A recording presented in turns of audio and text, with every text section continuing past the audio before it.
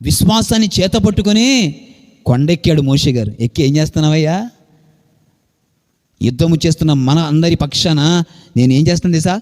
స్తుతులు చెల్లిస్తాను. స్తుతి చెయ్యబడుతుండగా ఏమవుతుంది? కింద దేవుని ప్రజలకు విజయం వస్తుంది.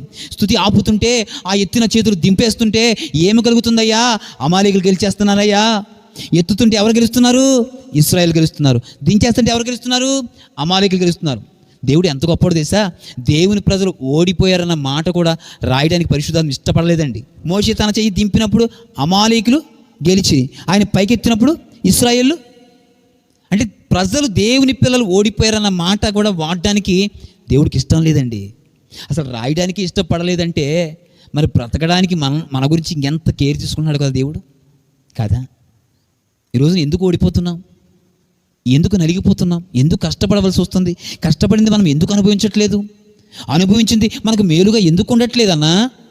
అక్కా, చెల్లి, చేతులెత్తే అనుభవంలో నీవు లేక, స్తుతించే అనుభవంలో లేక, ఆరాధించే అనుభవంలో లేక, కృతజ్ఞత చెల్లించే అనుభవంలో లేక, ఈ రోజున ఓటమిని చూసే పరిస్థితులు.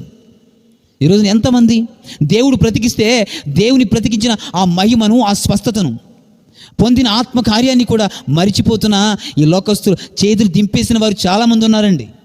ఒకడంటాడు, చేతులు ఎత్తడం అబ్బే ఎక్కడ రాసిలేదండి, ఆ చేతులు ఎత్తితేనే బాగుపడ్డారా బాబు అని విషయం పరిశుద్ధాత్మ రాత్రి మాట్లాడుతున్నాడండి, కదా?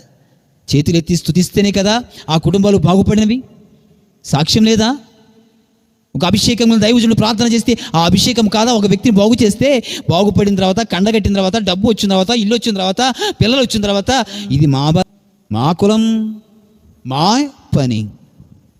ఈ భ్రష్ట పరిస్థితులకి ఈరోజు మనుషులు వెళ్ళిపోతున్నారండి.